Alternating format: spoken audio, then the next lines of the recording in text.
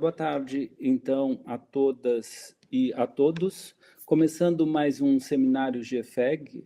Hoje nós temos a grande honra e prazer de ter conosco o professor Dr. Thomas Kelserin, né, que vai nos falar sobre desenvolvimento da ética, uma aplicação da teoria piagetiana à história do pensamento ocidental. Uma breve apresentação, apesar de eu achar que ele dispensa apresentações, ele se doutorou pela Universidade de Heidelberg em filosofia, tendo concluído a sua habilitação na Freie Universität Berlin, né? Ele é professor na Pädagogische Hochschule Bern e Privatdozent na Universidade de Berna, né? Ele pesquisa na área da filosofia, da epistemologia, da psicologia genética, da ecologia, da ética contemporânea e da história da ética, além de investigar as questões relativas às relações internacionais, em especiais às relações norte e sul, né? Ele publicou diversas obras de peso, né, a respeito de ética, Piaget, em Hegel em especial. Isso me dá um especial prazer de tê-lo aqui, né, porque é um dos poucos estudiosos que faz um estudo da relação entre Piaget e Hegel. Tem entre os seus livros, né, dois em alemão sobre Hegel e Piaget. Infelizmente, não estou aqui na minha biblioteca, senão eu mostraria com muito orgulho os meus exemplares, né? Um que é Desenvolvimento e Contradição e o outro a Produtividade da Antinomia. Mais que isso, ele tem o livro de Jean Piaget, né, muito importante, que foi traduzido para o português também, e que é uma referência na área, né? Além do livro Ética da Política do Desenvolvimento, além de Ética para a Pedagogia também. Quer dizer, ele tem uma produção muito extensa. Eu só queria fazer uma introdução, né? E então, sem mais, eu passo ao professor Thomas, né, agradecendo muito que ele esteja aqui, então, para apresentar para o nosso grupo e para conversar com a gente. Bom, além disso, gostaria também de agradecer ao professor Luiz Carlos Bombassaro, né, esse nosso seminário GFEG está sendo feito em colaboração com ele já tinha feito um convite ao professor Thomas, né, na disciplina Filosofia da Educação, da Faculdade de Educação da URGS, né? Então, nós resolvemos fazer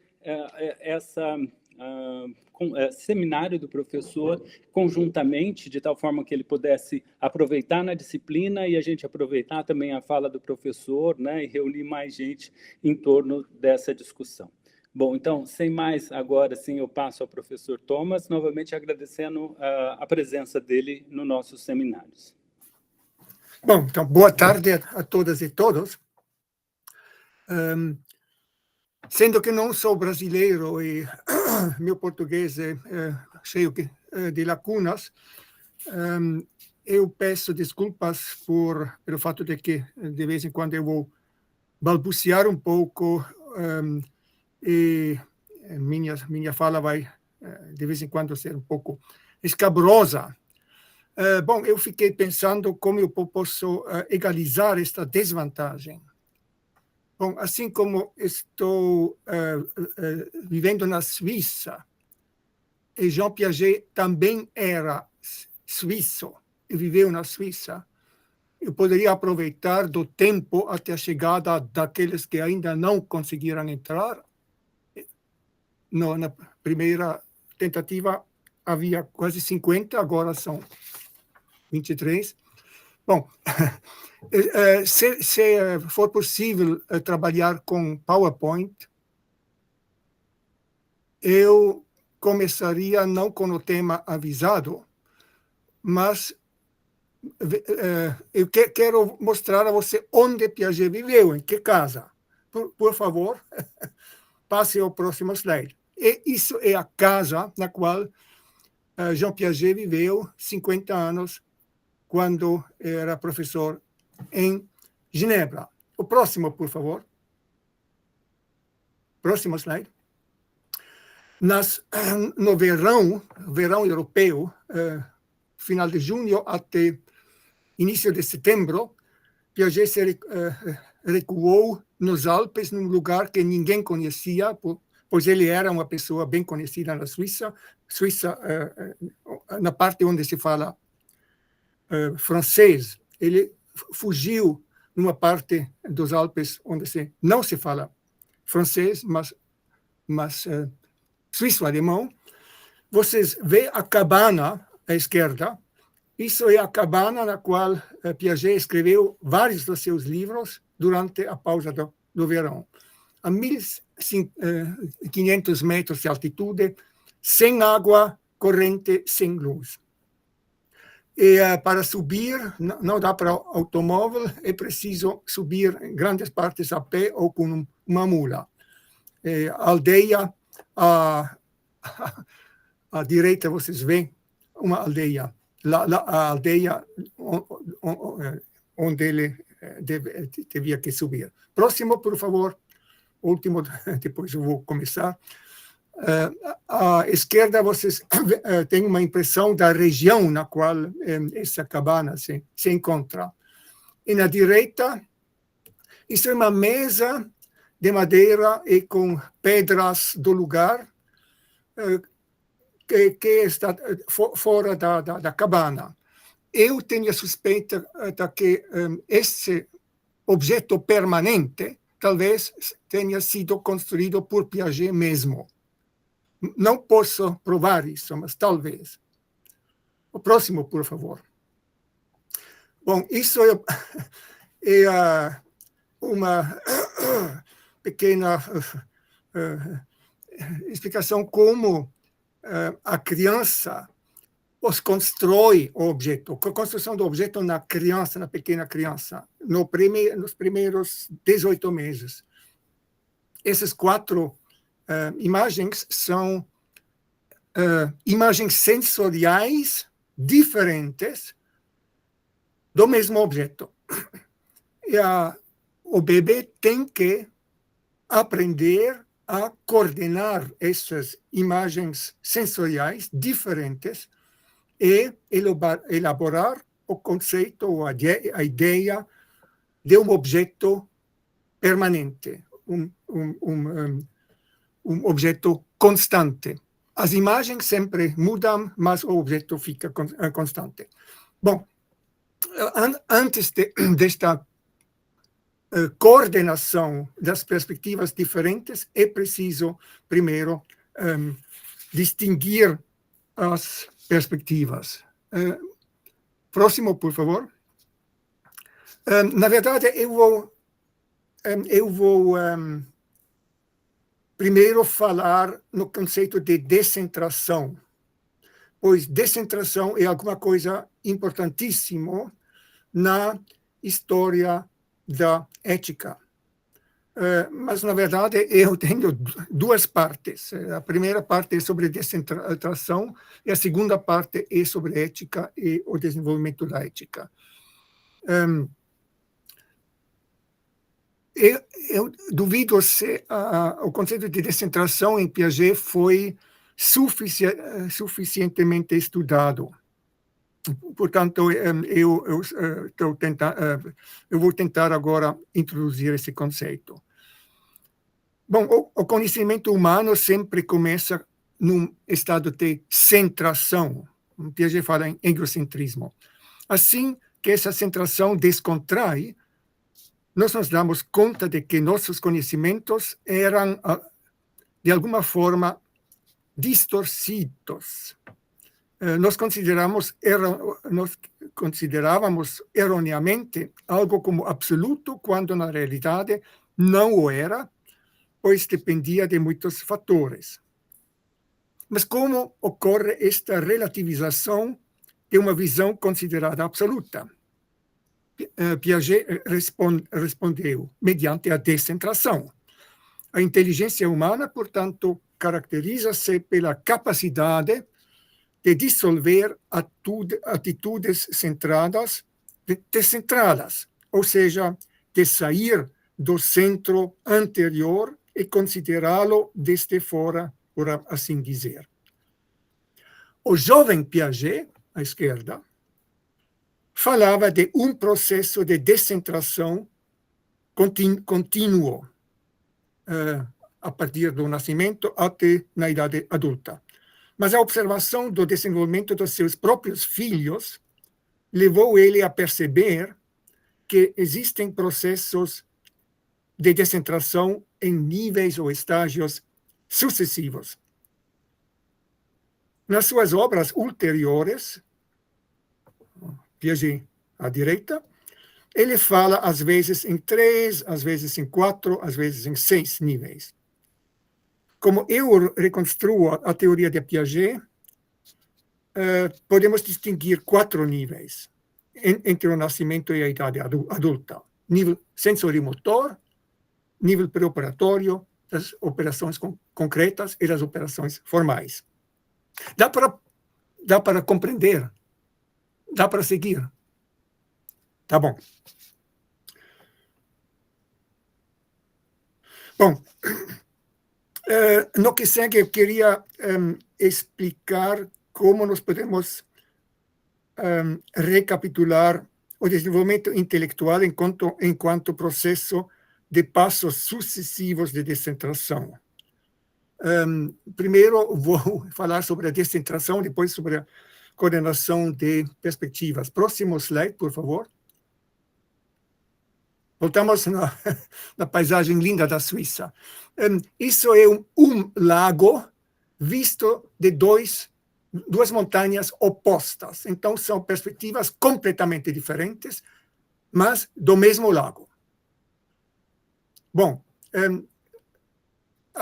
a criança, bom, mesmo na paisagem, é preciso, às vezes, é preciso discutir se tal e tal montanha é a mesma, vistas de perspectivas diferentes. Então, são 2 tarefas. Primeiro, distinguir as perspectivas e lembrar a primeira perspectiva quando se percebe a segunda. E o segundo passo é coordenar as perspectivas. O próximo slide, por favor. Como se pode coordenar as perspectivas? Para isso, é preciso sair de todas as perspectivas. É preciso assumir uma posição fora do sistema no qual há essas perspectivas. Então, aqui, um mapa de cima. Uma das fotografias foi feita da esquerda para a direita e a outra da direita para a esquerda. Bom, então, o que ocorre aqui na paisagem, em princípio, o mesmo princípio ocorre em outras áreas do conhecimento.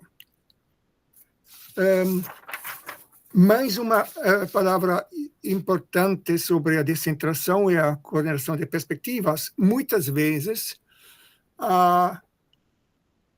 as emoções e a empatia estão sendo envolvidos.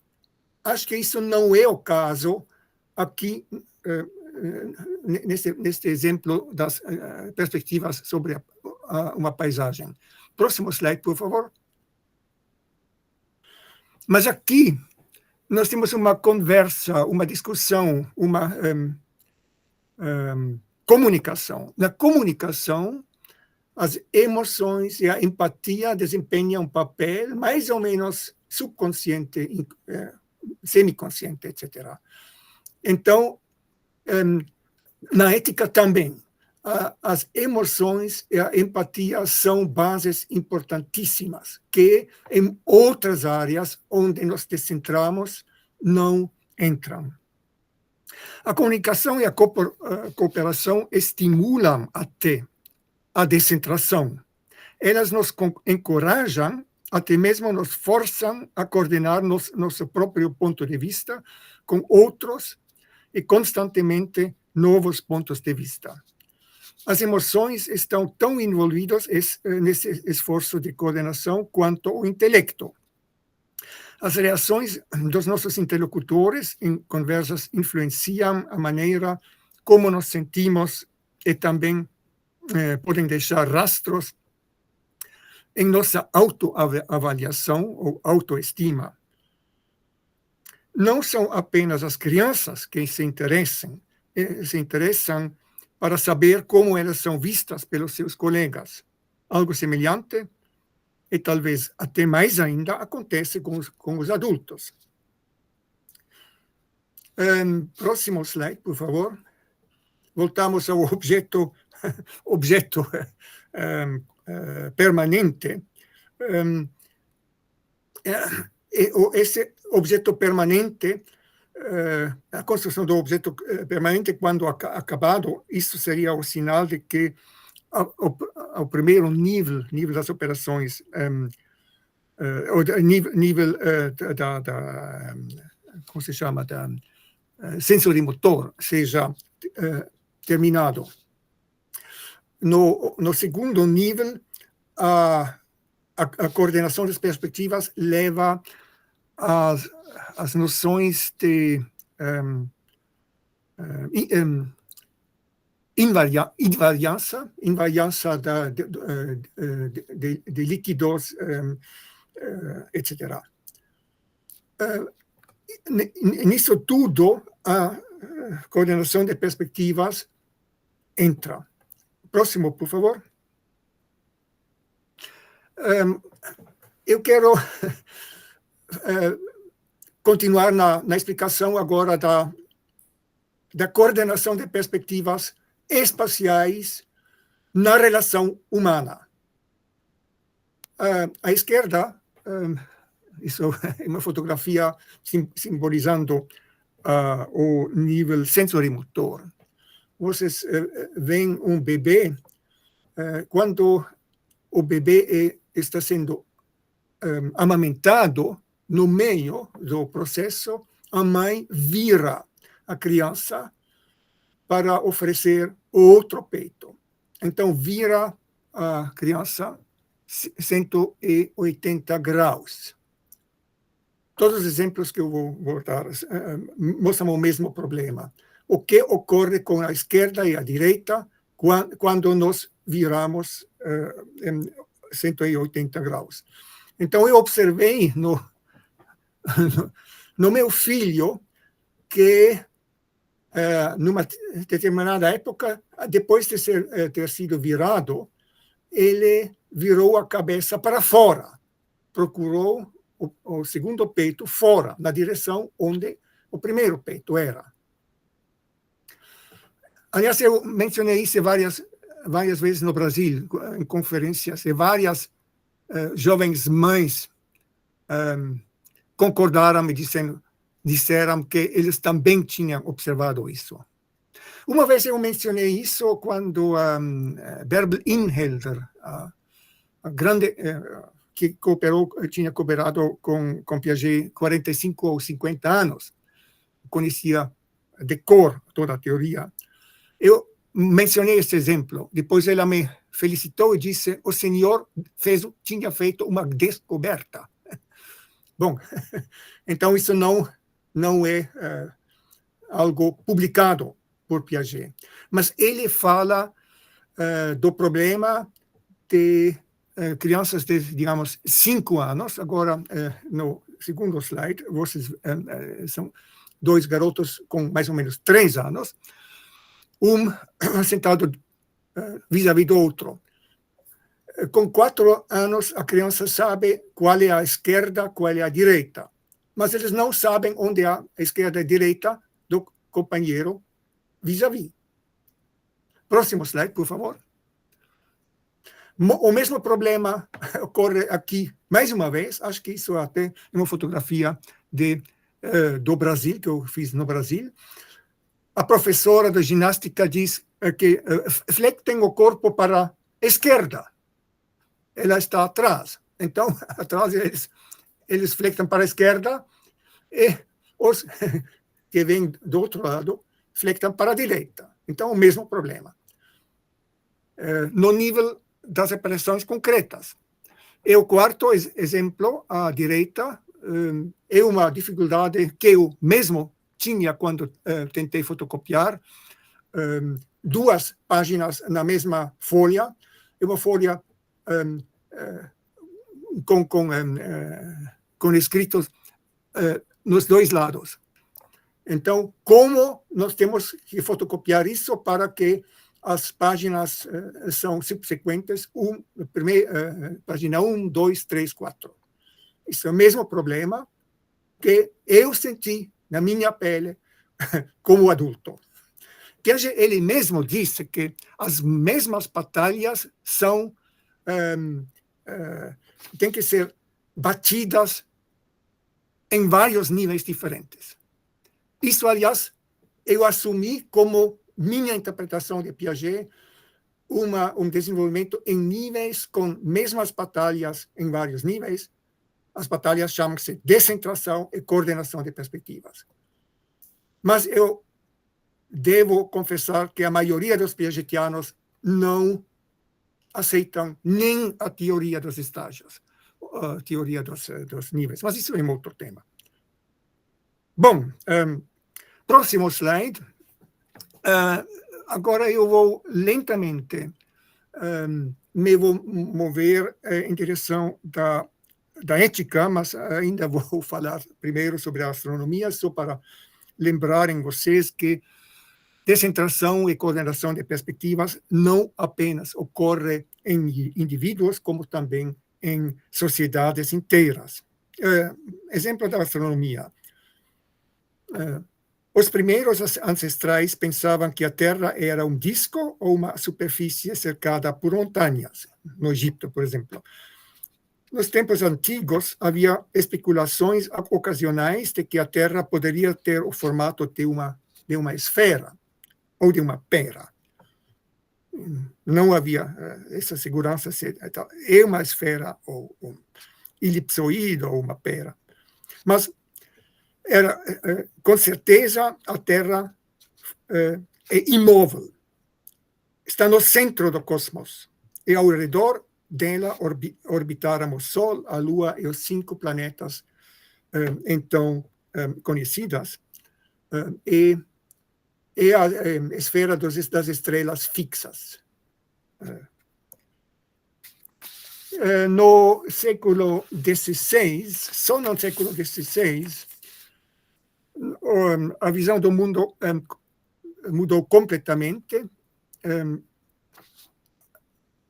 O heliocentrismo, agora a Terra foi interpretada como um planeta que gira ao redor do Sol. Aliás, já entre os gregos já havia astrônomos que assumiram que seja isso, que a Terra fosse um planeta. Alguns, mas isso sempre foi esquecido até no século XVI. Bom, mas isso não é a história continua. A ideia no século XVI, XVII, XVIII era que o Sol está no centro do cosmos. Mas depois descobriu-se que o Sol está situado em algum lugar periférico da Via Láctea. Mais tarde ainda, no início do século XX, então há 100 anos, foi comprovado que as nébulas espirais conhecidas até então eram, na verdade, outras galáxias. Hoje, de novo, diferente, estima-se que o número das galáxias, seja de muitos bilhões, cada uma composta por bilhões de estrelas, que por sua vez são orbitadas por planetas. Bilhões de sóis percorrendo o universo em bilhões de órbitas diferentes. A ideia de que o universo tem um centro não pode ser mais mantido hoje. Então, são vários níveis de descentração. Processos de descentração também desempenham um papel crucial no progresso científico. Hegel e Piaget, independentemente um do outro, associaram cada passo da relativização a uma reversão da consciência. Hegel, Umkehrung des Bewusstseins. Piaget, uma revolução da consciência, uma reviravolta da consciência. Piaget confessou que ele nunca tinha lido Hegel, então ele diz isso independentemente. Bom, o que significa revolução ou essa reversão da consciência? Isso é justamente o passo que leva à coordenação das perspectivas. Quando mostrei o slide com o mapa do lago, isso foi o passo de sair dos pontos de vista, sair das montanhas e ver a paisagem de cima. Então, sair do sistema e olhar de volta para o sistema. Então, isso é essa reviravolta da consciência no momento onde nós passamos num outro nível. A teoria da relatividade de Einstein é o melhor exemplo. Ela tem grande valor simbólico porque ilustra de forma particularmente impressionante como, através da descentração, o espírito humano ascende em alturas teóricas fantásticas. A física newtoniana, que por muito tempo foi considerada a verdade absoluta e símbolo da potência das ciências naturais, perdeu seu caráter absoluto e entrou numa rede mais abrangente de referências. Essa descentração aumentou muito o prestígio da física e das ciências naturais. Mas, para as conquistas e enriquecimentos devidos à descentração, às vezes, paga-se um preço alto, pois são acompanhados com incerteza, dúvidas, perda de senso de segurança e necessidade de, para citar Nietzsche, de revalorizar os valores, talvez não de todos, mas pelo menos de muitos valores e, muitas vezes, dos valores essenciais. No entanto, não é um acaso que Hegel, em sua fenomenologia do espírito, descreveu o caminho para o conhecimento como um caminho da dúvida, ou mais precisamente como o caminho do desespero. Piaget nunca fala disso, do desespero no desenvolvimento. Isso é o motivo que, de vez em quando, surge em Hegel. Pois a relativização de algo que foi previamente concebido como absoluto, às vezes tem o efeito de ofender o ser humano. Um exemplo famoso é Darwin. Com a sua teoria da evolução, ele destronou o Homo sapiens, ele arrancou a sua coroa no mundo da criação divina. Isso influenciou profundamente nossa autoimagem como seres humanos. Logo depois, a psicanálise de Sigmund Freud exerceu mais um choque, rebaixando as proezas da nossa razão, o que normalmente consideramos decisões livres, Freud nos ensina, muitas vezes são meras racionalizações de impulsos e esforços semiconscientes ou inconscientes. Max Weber, sociólogo alemão, que viveu há 100 anos, acrescentou as palavras de Hegel sobre o desespero, dizendo: a dúvida mais radical é a mãe do conhecimento. Weber, então, enfatiza o lado positivo da descentração, enquanto que Hegel chama a atenção também para o seu lado negativo. As crises relacionadas à relativização são frequentemente acompanhadas pela tentação de recuperar a segurança perdida em um novo dogmatismo. Entre parênteses, eu às vezes me pergunto se isso está ocorrendo hoje, politicamente, em todos esses países onde a democracia vai ser abandonada em favor autocracias. Mas é uma deliberação privada. A ofensa causada pelos ensinamentos de Darwin deu origem ao dogma da sobrevivência do mais forte ou do mais apto, e a glorificação da competição, como se a sobrevivência e a reprodução não dependessem também da cooperação e da ajuda mútua, muitas vezes até ajuda mútua, através das fronteiras entre espécies. Então, não só competição. Bom, agora, finalmente, vou começar com a ética. Um tema central da ética, mas também da jurisprudência, é a relação entre direitos e deveres, obrigações. Meu direito é seu dever. Seu direito é meu dever.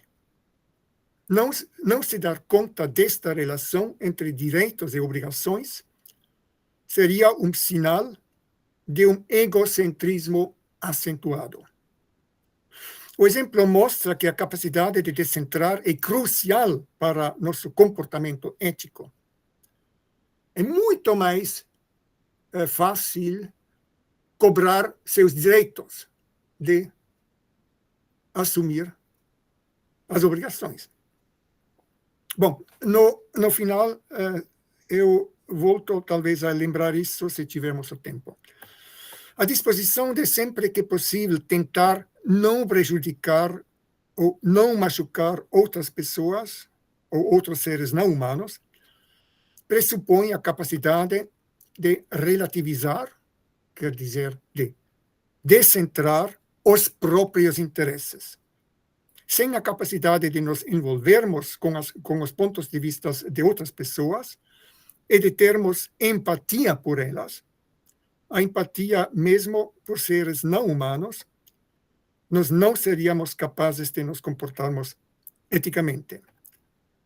A descentração na ética talvez seja mais difícil que na área das nossas convicções com respeito a dados, fatos, eventos que não nos afetam diretamente.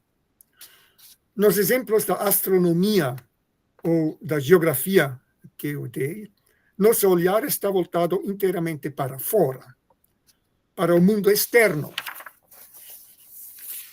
No entanto, na ética, ele é sempre direcionado também para dentro, para o nosso próprio papel no mundo e para nós mesmos.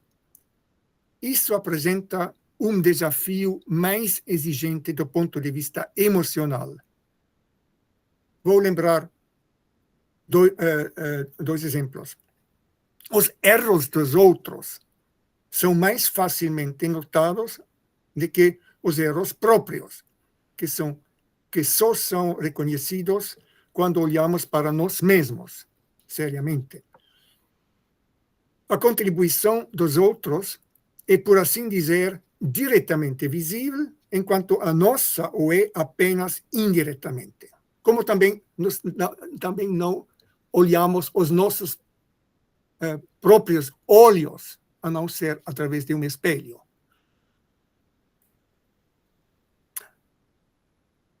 Uma disputa raramente começa com ambas as partes se desculpando e dizendo: nosso lado começou, desculpe. Como podemos consertar isso? Se pelo menos um dos lados reagir dessa maneira, a disputa será resolvida rapidamente. Se ambos fizerem isso, eles nem discutem. Mas se ninguém reagir assim...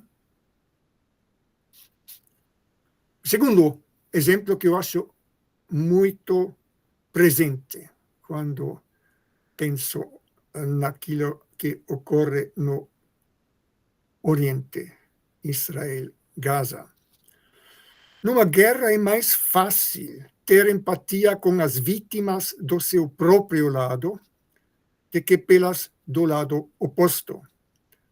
O inimigo, por sua vez, parece mais cruel e desprezível do que os combatentes do próprio campo. quem suspeita que os seus próprios soldados possam cometer crimes contra a humanidade. E se forem testemunhados por observadores neutros, quem não duvidaria da imparcialidade desses observadores? É isso que atualmente está ocorrendo em Israel. Eu aprendi que é muito, muito difícil empatizar com as vítimas do lado oposto, quando já a gente já tem muita empatia com as vítimas do próprio lado. Bom, vou um pouco mudar de tema agora, sendo que na descentração ética, o lado intelectual também é importante. E nos próximos exemplos, o lado intelectual será no centro. Bom, sem entrar em detalhes, só quero chamar a atenção para uma série de palavras cujo sentido vocês todos conhecem muito bem. Egocentrismo, eurocentrismo, etnocentrismo, racismo, antropocentrismo. O termo machismo significa a centração nos interesses e privilégios masculinos, enquanto que a grande descoberta de que o mundo também é povoado por mulheres, o feminismo, é a marca de uma fase de descentração. Estamos descentrando do machismo hoje. É preciso ainda coordenar as duas perspectivas. Acho que estamos no caminho, mas a coordenação não está perfeita ainda. A palavra, o último exemplo, a palavra especismo, Peter Singer, centração sobre nossa espécie, a palavra especismo se refere à tendência de ver a biosfera a partir da perspectiva da nossa própria espécie e de considerar os interesses vitais dos seres não humanos como secundários ou de ignorá-los completamente. Como esses exemplos sugerem, podemos suspeitar de que o escopo da ética tem se ampliado cada vez mais ao longo da história. E agora, finalmente, vamos entrar na história da ética. Por favor, próximo slide. Vale a pena mencionar de que o desenvolvimento das convicções éticas está intimamente entrelaçado às mudanças nas condições econômicas e tecnológicas. Já a natureza das relações entre povos pré-históricos vizinhos explica-se basicamente pela relação entre a densidade de assentamentos e a disponibilidade de recursos naturais. Em caso de escassez desses recursos, a intrusão de estranhos era indesejável. Por outro lado, uma área pouco povoada e com ricas fontes,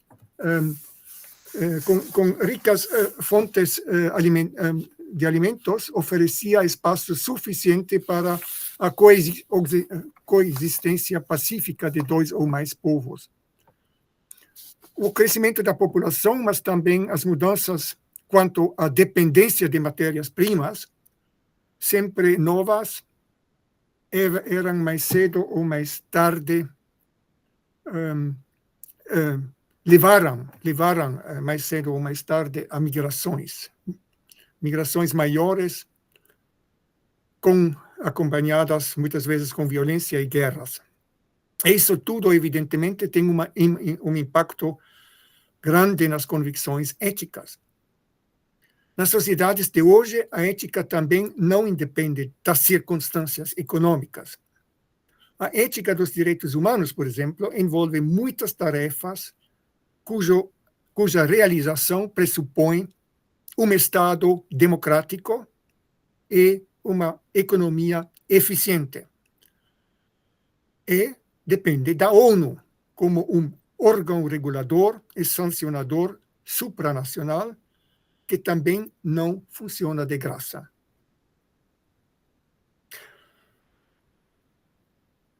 Como a passagem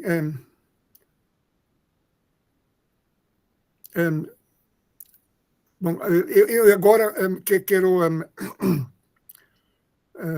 enumerar alguns níveis diferentes da ética e, com isso, tentar pôr ordem ou colocar numa ordem compreensível a multiplicidade das convicções éticas. Eu começo com o ethos arcaico. Em sociedades historicamente antigas, a identificação do indivíduo com a sua família ou seu tribo é muito mais nítido, muito mais direto do que nas sociedades modernas. O vínculo estreito entre indivíduo e coletivo explica a lógica arcaica dos métodos de punição precoce que eu enumero na folha. O castigo coletivo, em vez do criminoso, qualquer membro da sua família ou da sua tribo é punido. O crime é atribuído ao coletivo, não ao indivíduo. O segundo, punições excessivas e atos de vingança. Nas sociedades mais arcaicas, o roubo era suficiente para matar o delinquente. A guerra de Troia eclodiu depois que Paris tinha sequestrado a esposa de Menelau, a bela Helena. No Antigo Testamento, lemos: Caim será vingado 7 vezes, mas Lameque 107 vezes. Terceiro é a punição do mensageiro de más notícias. Ainda hoje existe um provérbio inglês que diz: não mate o mensageiro. Infelizmente, isso hoje ainda é um problema. Nós podemos pensar nos destinos de Julian Assange e Edward Snowden, os whistleblowers de crimes de guerra nos Estados Unidos. Próximo slide, por favor. Vingança versus reparação. A evidência de um primeiro passo em direção à descentração é o Código de Hammurabi, há quase 4.000 anos. Eu anotei aqui: se um homem livre destrói o olho de outro homem livre, você destrói o olho dele. Se ele quebra o osso de um homem livre, você quebra o osso dele.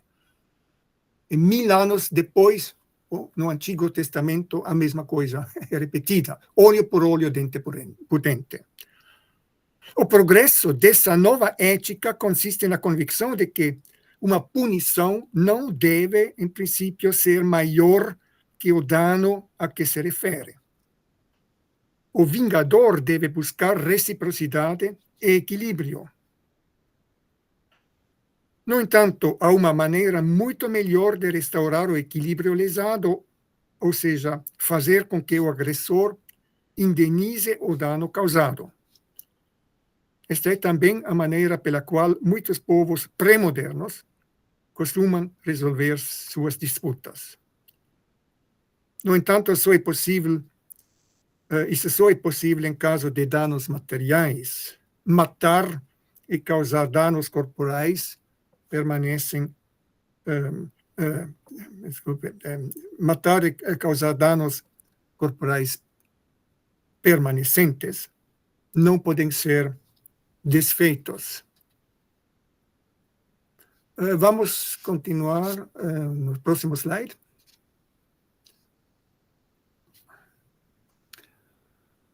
A ética da cooperação. Com o próximo passo da descentração, um novo ethos é desenvolvido. Isso é o estágio 3 na teoria de Lawrence Kohlberg.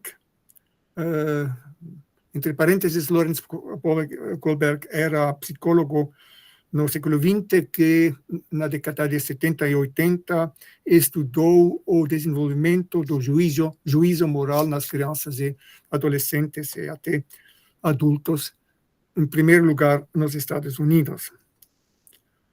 Um indício dessa ética do nível 3 em Kohlberg é a chamada regra de ouro. Confúcio, já no século V a.C., ensinava esta regra: não faças aos outros o que não queres que te façam. Vocês conhecem a regra de ouro do Novo Testamento. Na esquerda, dei 2 exemplos do Evangelho. A regra de ouro descarta ou proíbe atos de vingança. Isso é um grande passo de descentração. A ética da virtude também está estritamente relacionada à validade da regra de ouro. Uma virtude, segundo a definição de Aristóteles, era entendida como um traço de caráter valorizado pela sociedade em questão. Assim como a regra de ouro, a virtude implica a ideia da reciprocidade. Numa tal sociedade antiga, por exemplo, as pessoas conheceram quais atitudes são bem vistas, quais não, vícios, virtudes, etc. Então, eles conseguiram se espelhar nisso. Pessoas que cooperam entre si geralmente sabem o que se espera deles e quais traços de caráter são desejáveis. E todos sabem que os outros também sabem e os outros também estão interessados em atingir o objetivo de empreendimento conjunto. Quem consegue se colocar no lugar do outro e levar os interesses do outro tão a sério quanto os seus próprios como os seus próprios interesses, inspirará mais confiança e será mais bem aceito do que aquele que não consegue fazer isso. Se ambos os lados superarem seu egocentrismo, encontrarão facilmente uma solução que satisfaça a ambos, mesmo que haja divergências. Numa competição ou disputa, cada participante espera que os outros cumpram certas regras básicas. Não agredir a outra pessoa, não machucá-la, não humilhá-la, etc. E sim jogar limpo. É claro que numa competição, a regra de ouro não determina que todos devem deixar os outros vencerem. Isso seria absurdo, porque destruiria a própria competição. Contudo, aplica-se no que diz respeito ao cumprimento das regras de equidade, fairness. Então, a fairness, equidade, também vale na competição, e quem infringe essas regras, por exemplo, no desporte, será excluído. Contudo, o mandamento de ajudar ao próximo, ou o costume de ajudar-se mutuamente, não se aplicava originalmente além dos limites do coletivo.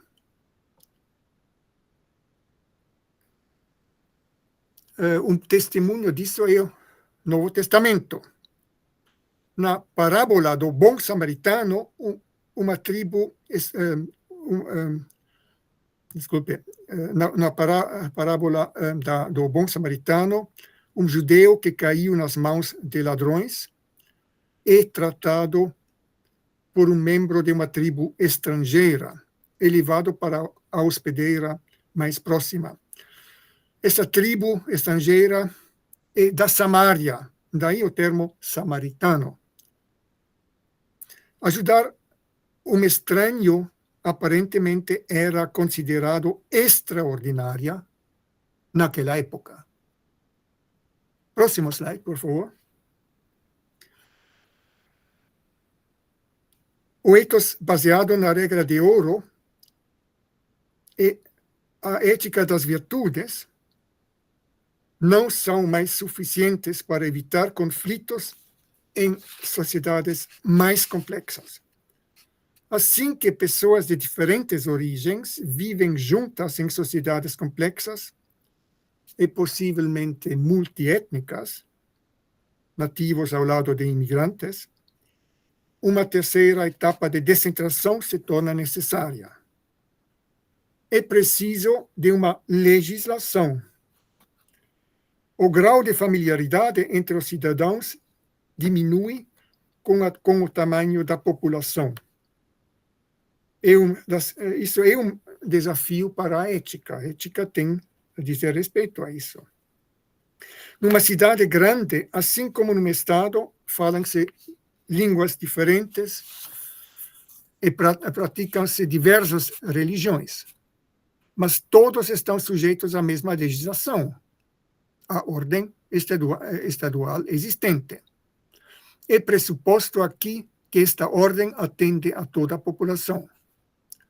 A regra de ouro, é claro, ainda se aplica na esfera privada. No entanto, a legislação e a ordem estatal servem como critério mais importante para o que é considerado certo e errado. Isso é o nível 4 de Kohlberg. Mesmo que os membros de um grupo mafioso respeitem a regra de ouro entre si, ainda assim, eles são criminosos. Comportamentos ilegais em benefício próprio, como sonegação de tarifas e impostos, são sancionados e considerados antiéticos, mesmo que não sejam detectados. Nesses casos, o dedo indicador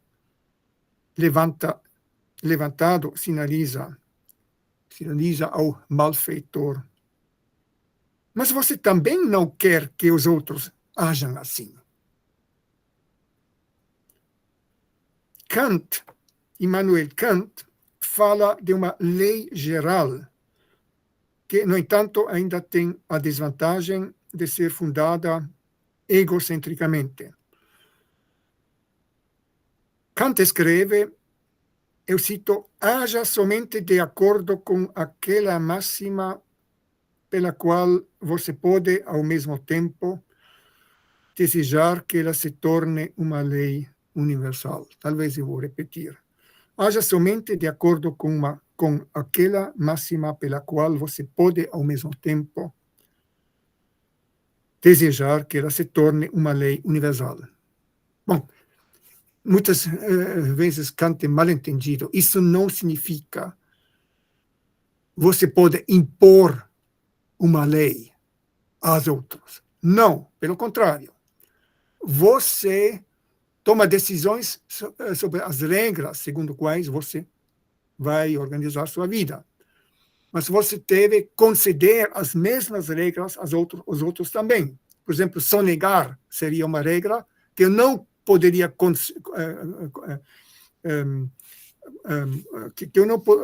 que todos apliquem. Então, a regra que você escolha deve ser universalizável. Isso é a ideia de Kant. Então, coloquialmente, nós podemos resumir essa formulação de Kant, verifique tuas regras de ação, tuas máximas, para descobrir se tu concordarias se todos seguissem essas regras. Com isso, Kant quer dizer, determine tu mesmo tuas próprias regras, mas saiba que deves concedê-las também a todas as outras pessoas. Pode-se interpretar isso como se Kant quisesse dizer que cada pessoa é seu próprio legislador. Bom, isso ele até diz verbalmente. Bom, é exatamente isso que a palavra autonomia significa. Autos, grego, significa si mesmo. Nomos é a lei. Você mesmo decide por si mesmo a lei. Mas todos os cidadãos legisladores devem verificar se as regras de conduta que escolheram são adequadas como lei para todos. A moral da lei e da ordem, da qual Kohlberg fala no seu nível 4, essa moral da lei e da ordem estatal postula essa lei que Kohlberg postula aproxima-se a isso, mas a isso que Kant diz, mas existe uma diferença nítida entre Kant e Kohlberg. Kant fala de regras individualmente propostas que devem ser generalizáveis, enquanto que Kohlberg fala das leis existentes às quais o indivíduo deve se submeter.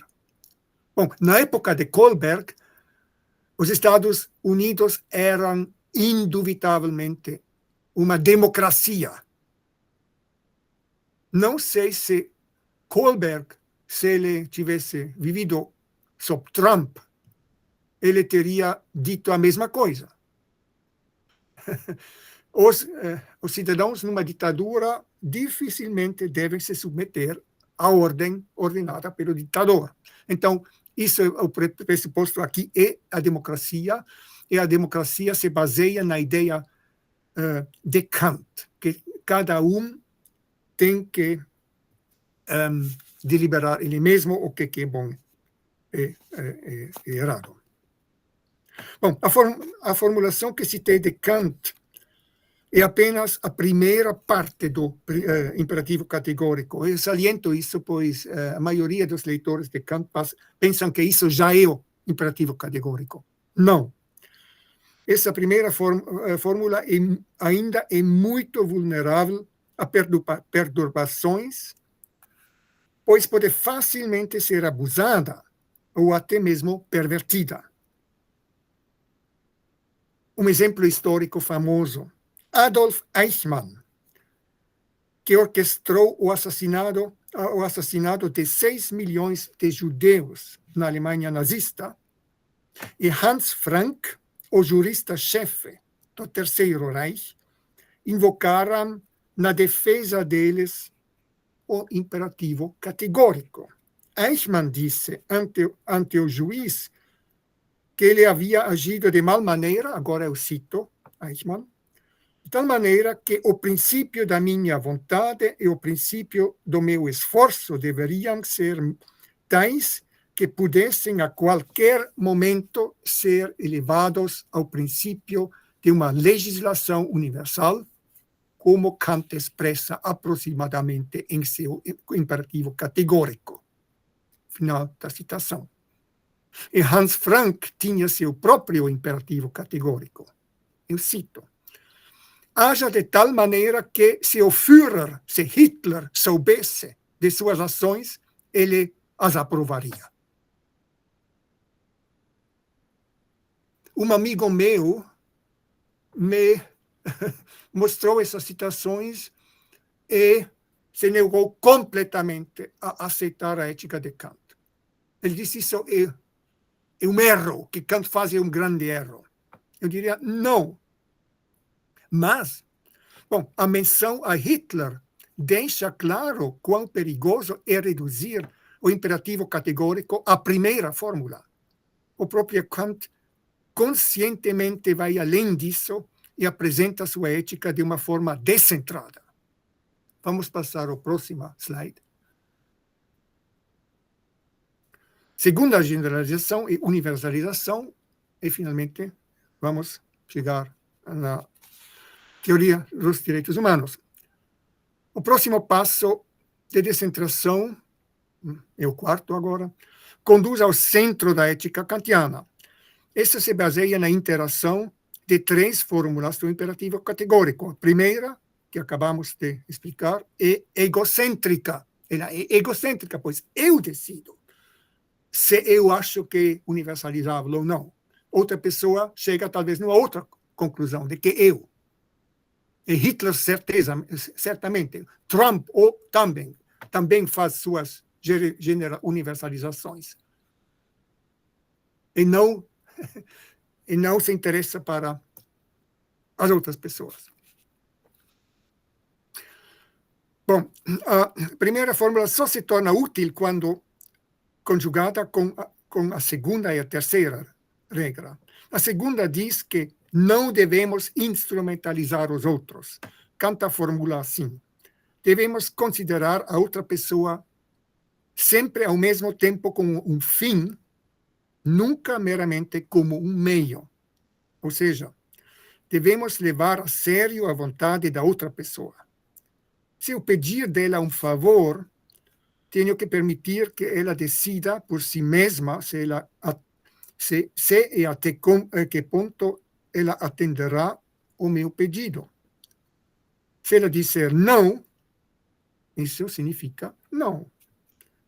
Daí decorre que não devemos impor uma regra de conduta a ninguém, mesmo que consideremos essa regra generalizável do nosso ponto de vista pessoal. Não fumantes ou veganos, por exemplo, não devem dar ordens aos outros, mesmo que desejem uma sociedade em que todos sejam não fumantes ou veganos. Em princípio, uma regra geral deve ser uma regra com a qual todos possam concordar. A regra que Kant sugere, isso é a terceira fórmula do imperativo categórico, agora eu cito na minha versão: haja como todos querem que todos hajam. Kant formula assim: o terceiro princípio prático da vontade coloca em jogo a ideia da vontade de todo ser racional como uma vontade universalmente legisladora. Coloca em jogo a ideia da vontade de todo ser racional, de todo cidadão, como uma vontade universalmente legisladora. E cada tem a capacidade de se dar a regra ela mesma e verificar se a regra é universalizável. Uma pessoa eticamente madura, esclarecida, é, por um lado, capaz de distinguir entre o bem e o mal no sentido ético, mas, por outro lado, deve levar em conta que outros cidadãos maduros também são capazes de fazê-lo, ainda que a partir da própria perspectiva deles. Então, aqui é preciso coordenar as perspectivas, mais uma vez. Uma ação só merece o predicado ética se todos os afetados puderem aprová-la e souberem isso uns dos outros. A primeira fórmula do imperativo categórico já contém a ideia de generalização, mas com ressalva. O fundamento é egocêntrico, como já disse. Mas a interação das três fórmulas, o egocentrismo, nessa interação das três fórmulas, o egocentrismo é superado. Assim, Kant é o primeiro filósofo a propor uma ética universalista. Essa ética é universal no sentido de que deve valer para todas as pessoas, independentemente do país em que vivem ou do status social que ocupam. Mas nesse ponto surge uma pergunta: se não seria mais fácil se por meio de um procedimento adequado as pessoas concordassem com certas regras? Kant não diz nada sobre isso. Mas John Rawls, filósofo que ensinou filosofia da política e ética nos Estados Unidos, no século XX, John Rawls fez uma proposta nesse assunto, uma proposta tipicamente filosófica, sobre como nós podemos nos imaginar uma assembleia em que todas e todos os cidadãos decidem quais regras devem ser aplicadas na sociedade.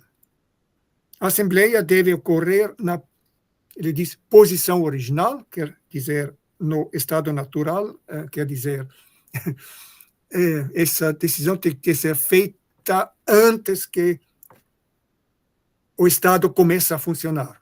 Então, as regras têm que ser definidas antes.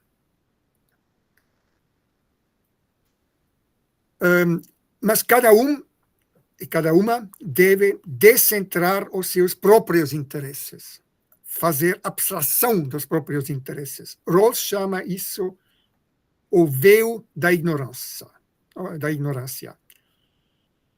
As participantes devem saber como o Estado funciona, mas ignorar completamente a identidade e o papel deles no Estado, por não ser influenciados pelos interesses próprios na decisão das regras.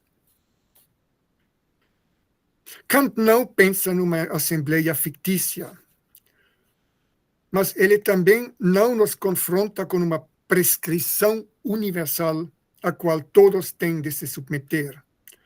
Ao contrário, ele sugere que todos os sujeitos autônomos, ou seja, potencialmente todas as pessoas racionais, concordem sobre as regras às quais eles aceitam de se submeter.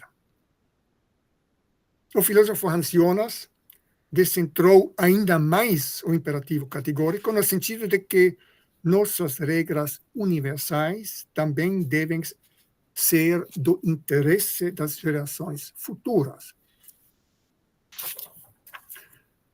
Próximo slide, o penúltimo. No espírito de Kant, a ONU criou, em 1948, um acordo universal sobre direitos fundamentais que deveriam estar disponíveis para todas as pessoas e com as quais se pode presumir que todas as pessoas possam estar de acordo de conceder-se mutuamente esses direitos.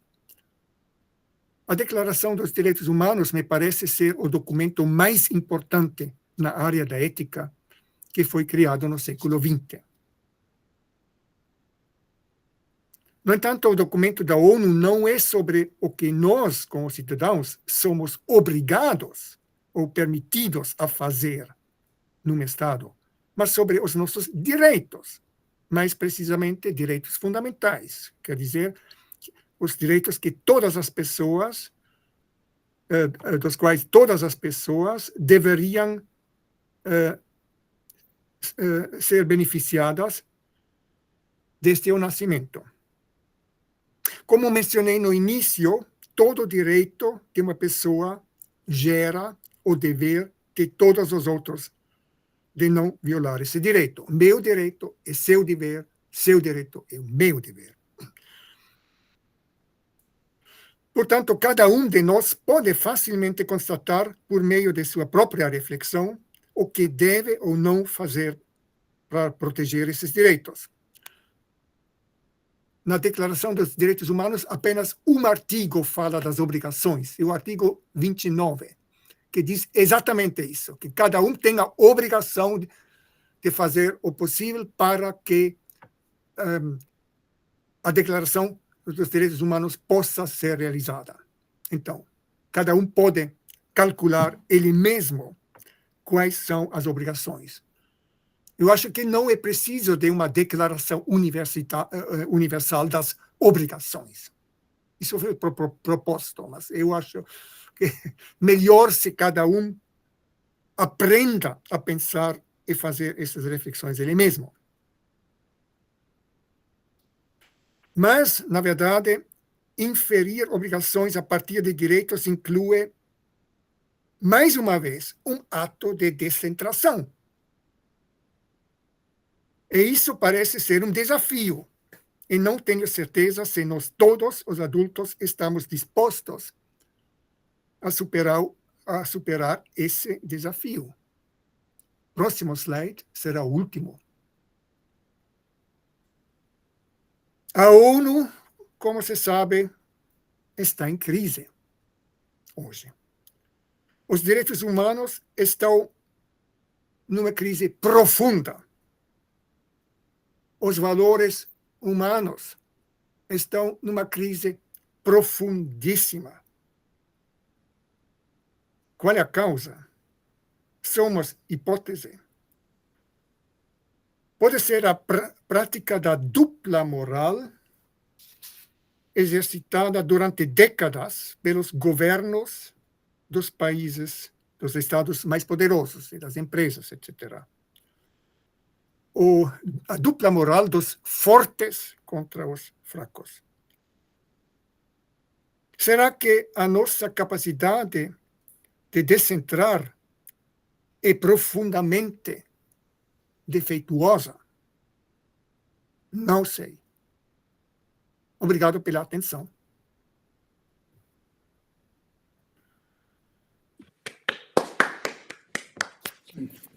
Parabéns, professor Thomas Kelserin. Eu agradeço a instigante, né? E, ao mesmo tempo, simples e, ao mesmo tempo, profunda a apresentação, né? Nós vamos abrir para as perguntas. Eu gostaria já de colocar uma, assim, como nosso grupo é um grupo de epistemologia genética e filosofia. Em geral, eu acabo fazendo, né, uma primeira pergunta, justamente relacionando, né, com a própria filosofia. Acho que você está tocando num ponto central aí da questão da ética relacionada com a epistemologia genética. Então, antes de passar aos demais, eu gostaria de colocar um problema que é central, né, na ética como disciplina filosófica, principalmente em relação à atualidade, principalmente em relação ao naturalismo, que é a posição filosófica declarada de Piaget, né? Claro que há naturalismos, né? Então, não é tão simples assim, mas mais do que Piaget em si, eu queria tocar no problema do que se chama de falácia naturalista na ética, né? O que consiste? Ela consiste de que a natureza ela nos dá um ser, mas não um dever ser, né? Então, na natureza as coisas são.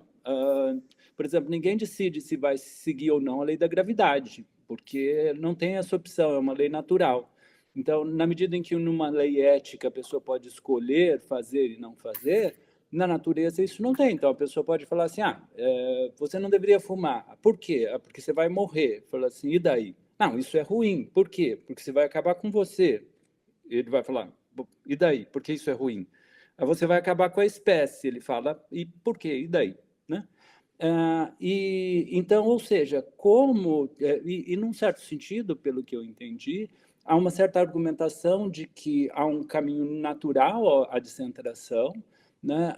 E que, nesse sentido, haveria uma certa ética a partir, né, de um certo naturalismo que está assumindo aí a descentração, né?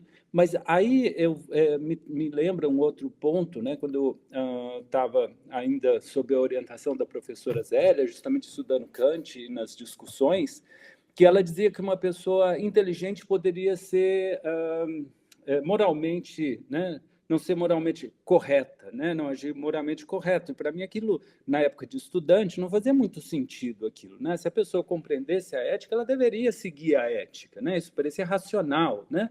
E depois eu aprendi, né, que não é assim. Ele pode conhecer muito bem toda essa teoria e, ao mesmo tempo, agir de uma forma egoísta, né, por exemplo, diretamente. Né?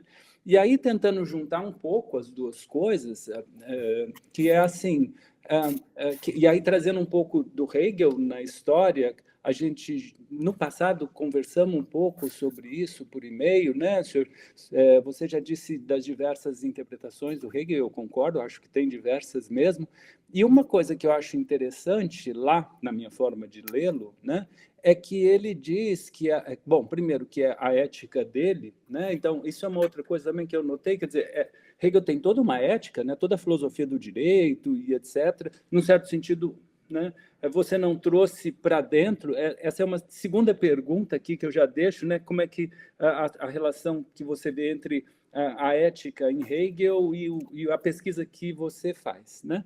Mas que então está na mesma pergunta ainda, que é assim, Hegel vincula a ética à ideia de liberdade e ele diz que a liberdade, né, na enciclopédia, antes da filosofia, antes da parte do espírito objetivo, ele diz que a ideia da liberdade veio ao mundo pelo cristianismo, né? E onde todos nós temos valor infinito enquanto filhos de Deus, enquanto pertencente à mesma substância ética, né?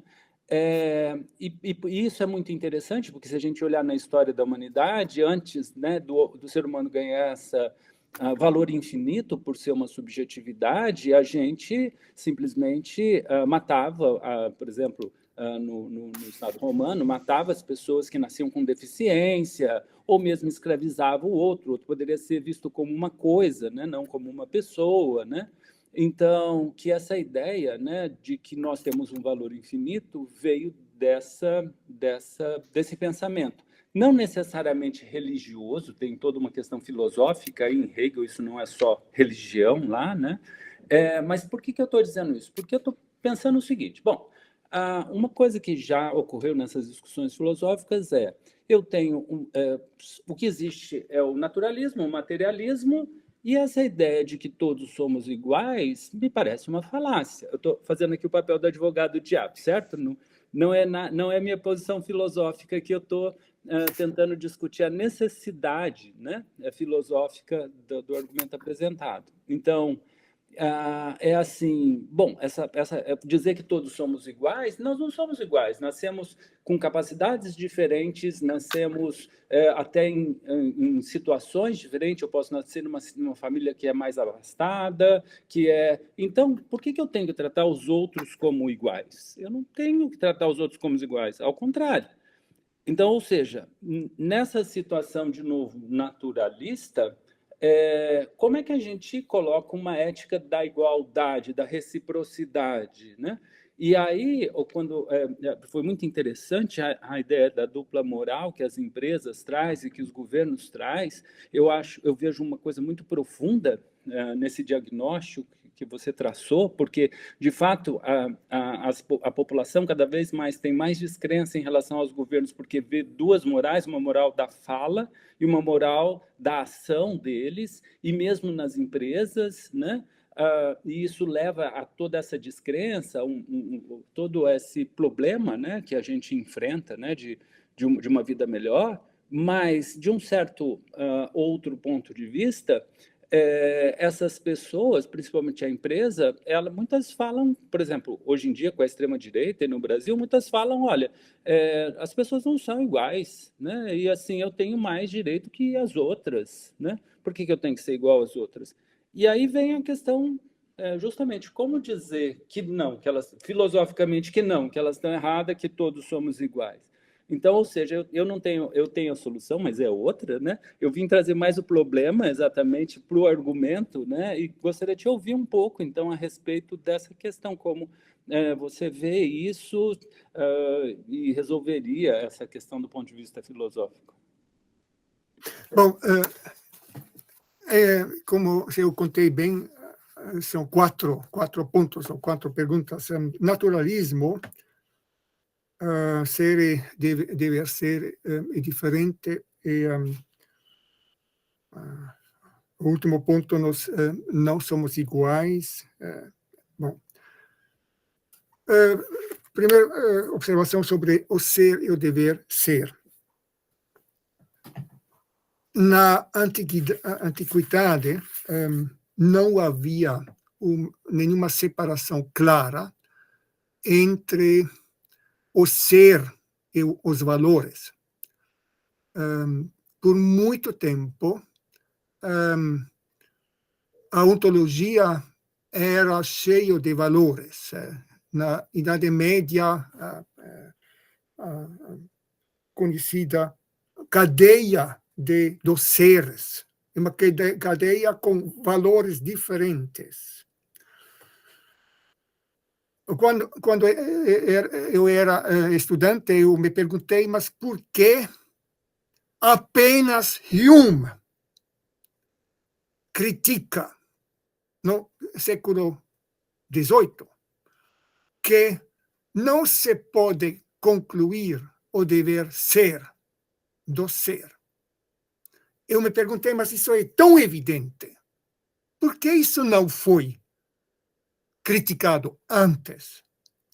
Hoje em dia, a minha resposta é por causa dos fatos simples que não havia nenhuma separação estrita entre o ser e o dever, os valores. Você nem entende a filosofia grega, nem a filosofia medieval, se você supõe que essa distinção tenha sido válida já. Ao meu ver, isso é uma conquista da modernidade. Eu estou tentando reconstruir agora os processos. Isso é tipicamente moderno. Como também, bom, a teleologia foi abandonada depois de, digamos, Newton, Descartes, Newton. Mas a imagem do mundo aristotélico e medieval foi teleológico. Você mencionou o cristianismo. Aqui, bom, no cristianismo temos também o mundo foi criado e nós vamos nos aproximar ao último juízo, ao tribunal. Tem um telos. Esse telos se perdeu na Idade Moderna. E assim se criou um problema. Claro, se nos separamos ser e dever ser, nós não podemos mais relacioná-los. Uma pequena criança também não distingue. Ela não consegue diferenciar entre leis da natureza e as regras sociais. Por isso, eu não concordo. Eu diria, se você fala em naturalismo, o que é natureza? Os seres vivos certamente pertencem à natureza. Aristóteles, na Ética Nicômaco, na primeira frase, diz que cada ser vivo aspira ao bem, um valor. O bem é aquilo que está bem pelo animal. Mais uma vez. E nós estamos nos esquecendo daquilo que é bem para o ser humano. Não sei se os celulares, etc., são bem a longo prazo para o ser humano. Não sei se eles nos tornam felizes, etc. Bom, isso foi a primeira pergunta. A segunda, ser inteligente em princípio, implicaria que a pessoa deveria agir moralmente bem. Não, infelizmente, isso não se pode generalizar. Há muitas pessoas extremamente inteligentes que fazem mal, ou usam a inteligência para terrorizar outros, ou mostrar que eles não respeitam os outros. Alguns dos famosos autocratas fazem isso. São mestres nisso. O que é melhor?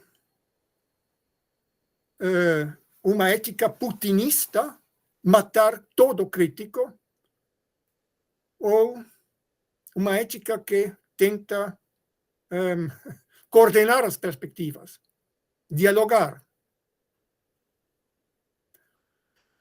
A longo prazo, eu acho que o preço é muito mais caro na primeira. Esse é meu argumento, que cooperar é melhor que apenas competir e brigar. Se nós tentamos concluir a desigualdade entre os seres humanos, eu concordo completamente com o senhor. Nós somos todos desiguais. Leibniz estava fascinado pelo fato de que nem tem duas folhas exatamente iguais. Até as folhas, todas são diferentes. Seres humanos, todos somos diferentes. Mas na ética, na convivência, nós não podemos dizer, bom, eu sou engenheiro, eu sei isso melhor do que tu, então eu tenho mais direitos do que tu. Isso é bobagem. Bobagem. De novo, o que é melhor? Tentar governar os outros.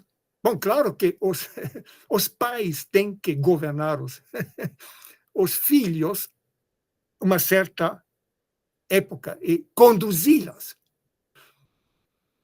A assimetria entre seres humanos é útil e importante na educação. E o advogado também, especialista, e o cliente deve se submeter a ele. Quem quer subir, não sei, o Monte Everest, precisa talvez de um guia, e depois o guia decide. Mas isso são cooperações que ajudam ambos. São cooperações assimétricas, mas que ajudam ambos. Mas na decisão de leis ou regras que atingem a todos, nesse caso, não vejo nenhum argumento em favor de que os mais fortes devem ter mais direitos. Talvez se poderia discutir sobre quem conhece melhor, ou quem consegue sobreviver,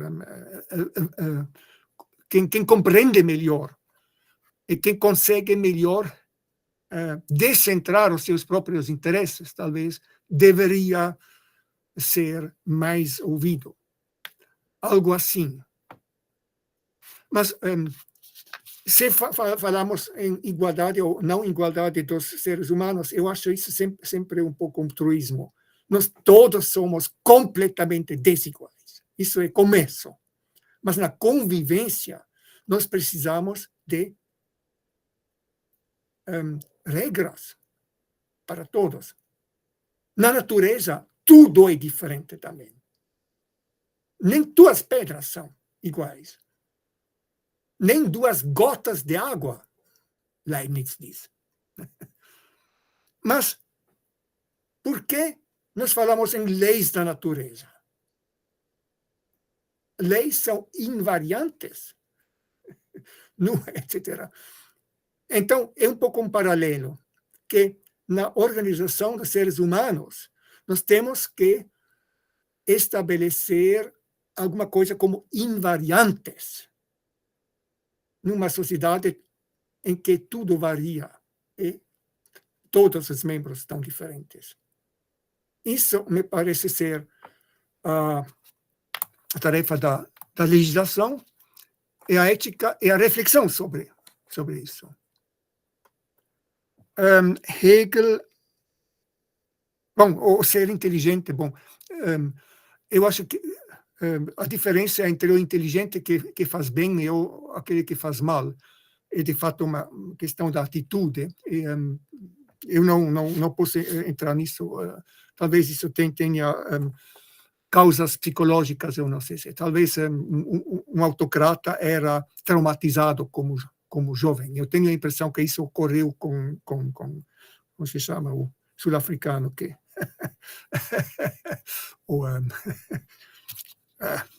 o grande amigo do Trump, do Musk.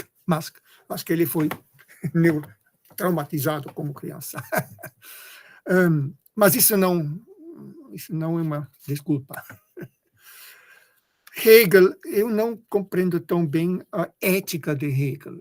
Eu estou muito mais familiarizado com aquela de Kant, mas eu concordaria que provavelmente a liberdade, como nós a entendemos, tem, de fato, fontes no cristianismo.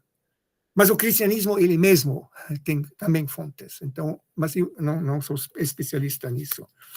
Mas, de novo, o que nós entendemos por liberdade não existia assim na Idade Grega. Então, isso também é algo que se elaborou talvez na Idade Média, na época moderna. É mais ou menos isso, acho que são esses 4 pontos. Perfeito, obrigado, professor. Bom, então eu abro para as perguntas, comentários.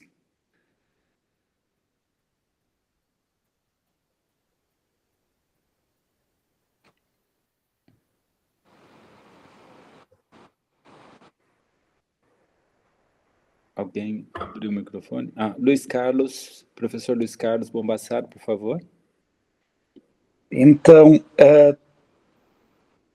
querido Thomas, primeiro, muito obrigado pela tua brilhante palestra, pela tua clareza na apresentação e por essa busca que sempre compreendo está mais voltada aos grandes desafios de compreender o nosso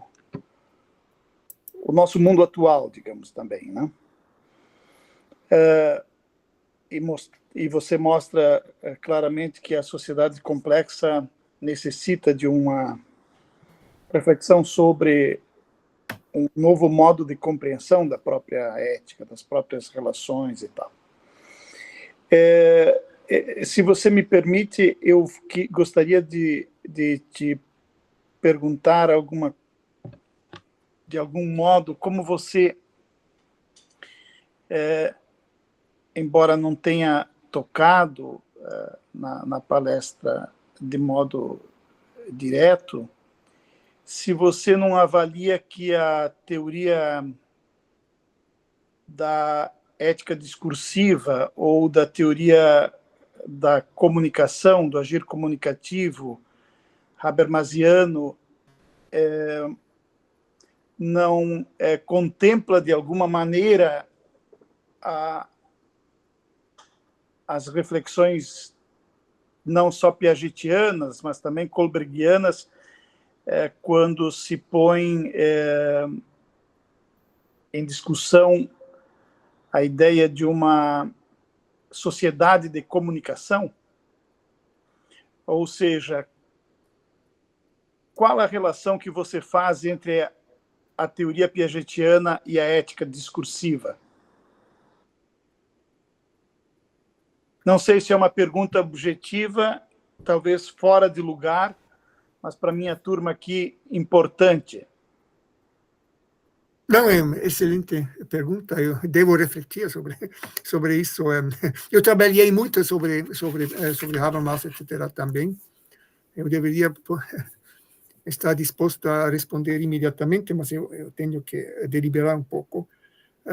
Bom, em princípio, essa ética de comunicação vai na direção daquilo que eu falei do Rawls, essa assembleia que determina as leis, etc.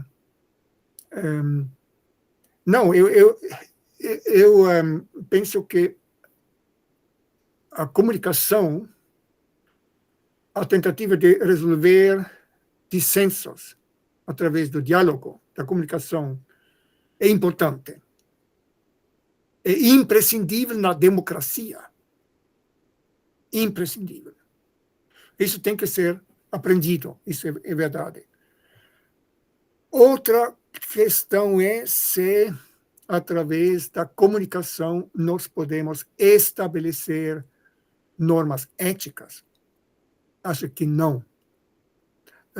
Nós podemos estabelecer regras de comportamento, costumes, ou nós podemos influenciar, como se chama, a cultura da sociedade, mas na comunicação, bom, para estabelecer tais critérios ou leis, regras, é preciso decidir. A comunicação é uma coisa, a decisão é outra coisa. Como se decide? Unanimamente ou com maiorias ou como? Mas normas éticas você não pode fundamentar assim. Mesmo não unanimamente, pois eu posso imaginar um gangue que decide as regras do comportamento dentro do grupo, unanimamente, mas isso não é ético. Outros grupos chegariam numa outra conclusão. Não, eu penso que para explicar, fundamentar normas éticas é preciso da reflexão. Da reflexão sobre os mecanismos da cooperação, da comunicação. E, numa determinada maneira, as normas morais refletem esses mecanismos. Ou, é claro que entra uma valorização. Você sempre pode agredir o outro, ou cooperar com ele. Você pode competir, você pode cooperar. Mas é interessante que na competição, existem vários tipos de competição. A competição é muito louvada pelos economistas, era, pelo menos. Mas isso é a concorrência. Mas, bom, a concorrência é um pressuposto pelo mercado. Mas o mercado livre se destrói a si mesmo, pois a concorrência some através da formação de monopólios, oligopólios e monopólios. Isso é o processo natural, é preciso controlar isso. Mas, por outro lado, a competição também tem que ser controlada. No futebol, o foul é contra as regras, etc. Você precisa de regras para que a competição não descorregue numa briga, numa guerra. A guerra também é uma competição. Sem regras. Hoje parece que sem regras. As regras que havia foram abandonadas. Isso não é ético. Então, isso é uma deliberação sobre como funcionam essas coisas.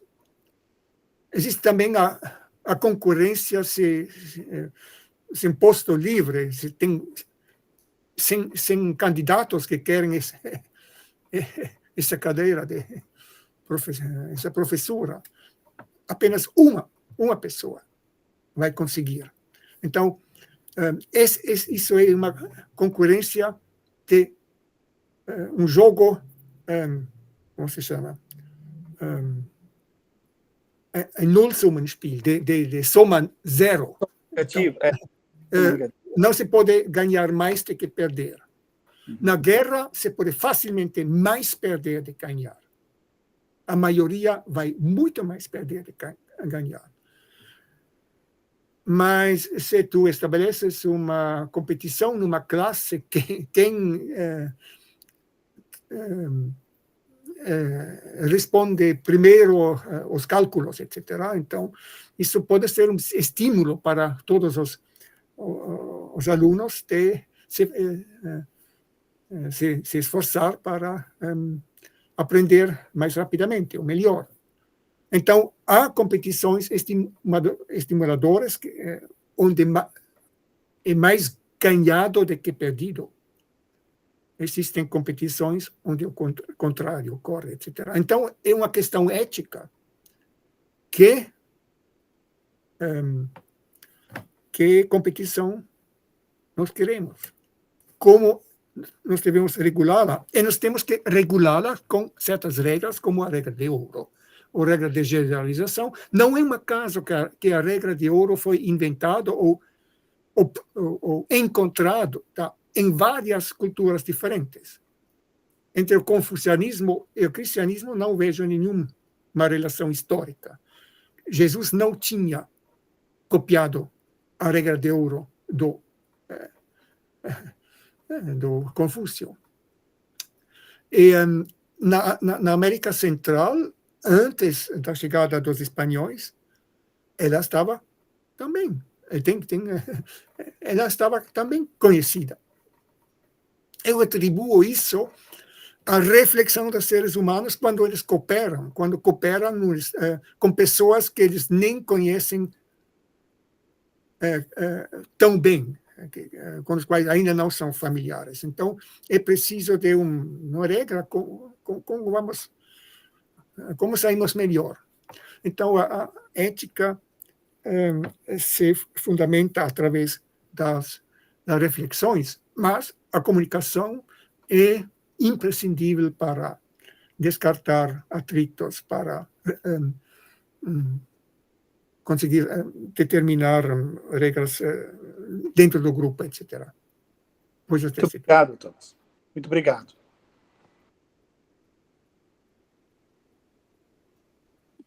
A Patrícia levantou a mão, por favor. Dá tempo ainda, Ricardo, de mais uma pergunta? Sim. Primeiro, obrigada, professor.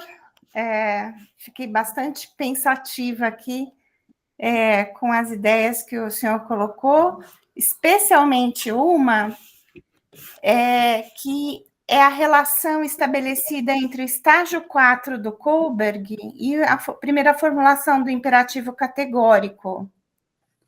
O Kohlberg coloca o imperativo categórico no estágio 6, né? E eu sempre entendi dessa forma, mesmo na primeira formulação, quando você diz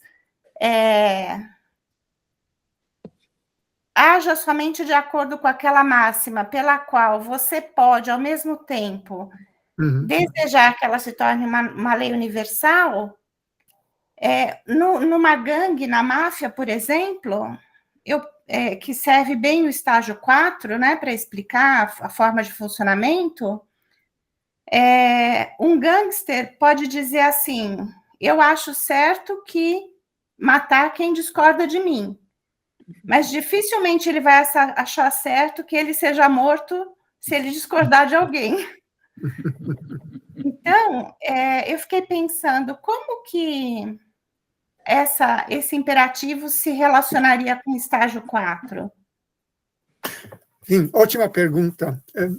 Talvez a gangue eu colocaria muito mais no nível 3 do que 4, pois em Kohlberg o 4 me parece evidentemente ligado a um Estado, uma ordem com leis, com uma legislação que é dada democraticamente, imagino.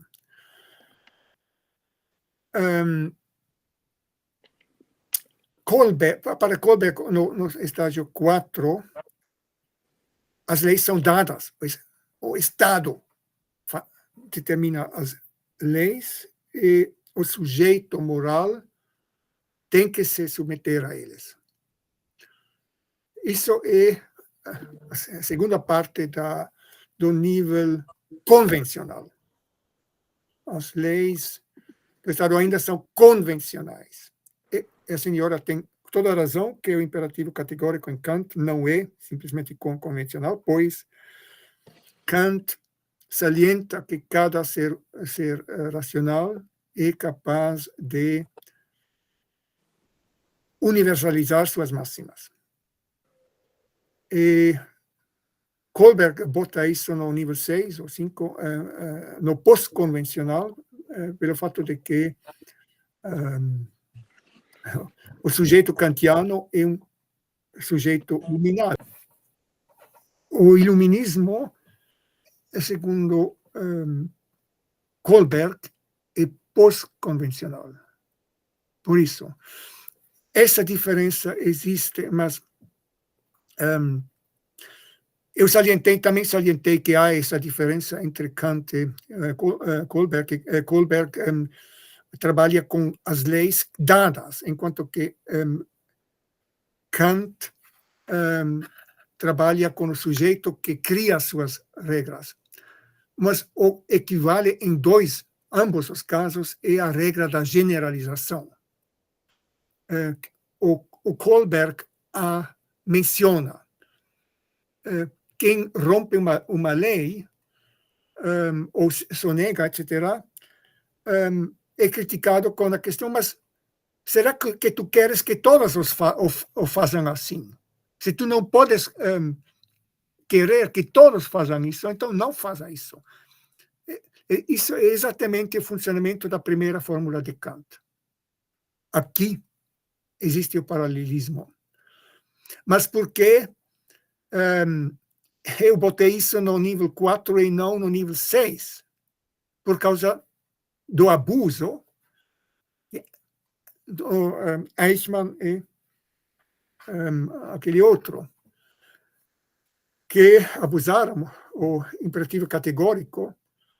É um fato que Kant fala de 3 fórmulas. Bom, na fundamentação da metafísica dos costumes, ele comete o erro na crítica da razão prática de apenas citar a primeira fórmula. Isso levou a grandes mal-entendidos. A segunda e terceira fórmula são muito importantes. Ele diz explicitamente na fundamentação que os 3 juntos formam o imperativo categórico. Ele diz que a primeira fórmula é simplesmente formal, a segunda dá o conteúdo e a terceira junta os 2. E isso é evidentemente pós-convencional, e eu diria que para determinar quais são os direitos que nós todos estamos dispostos a nos concedermos mutuamente, nós deveríamos aplicar alguma coisa como o imperativo categórico das 3 fórmulas. Só que isso não seria mais um imperativo, mas um modo de decidir direitos, não imperativos, mas direitos. Mas o mecanismo seria exatamente igual. Cada um anota quais são os direitos que ele queria universalizar, e cada um faz sua coletânea e depois é preciso coordenar essas coletâneas. Chegar na terceira fórmula. E isso é claramente o estágio 6. Mas obrigado pela sua pergunta, pois acho que assim era um pouco mais claro agora. Espero. Muito obrigada, obrigada. Alguém mais gostaria de fazer alguma pergunta? Acho que a gente pode estender um pouco. Eu acho que por conta do horário, como a gente acabou chegando depois, tem muita gente que tem um compromisso depois, então as pessoas estão... e batemos recordes de participação hoje, né? Então, acho que a palestra foi muito interessante. Acho que muitos vão ver depois o vídeo. Gostaria muito de agradecer, professor. Parabéns novamente pela palestra. E é uma grande oportunidade para nós de poder trazer esses temas extremamente atuais, né?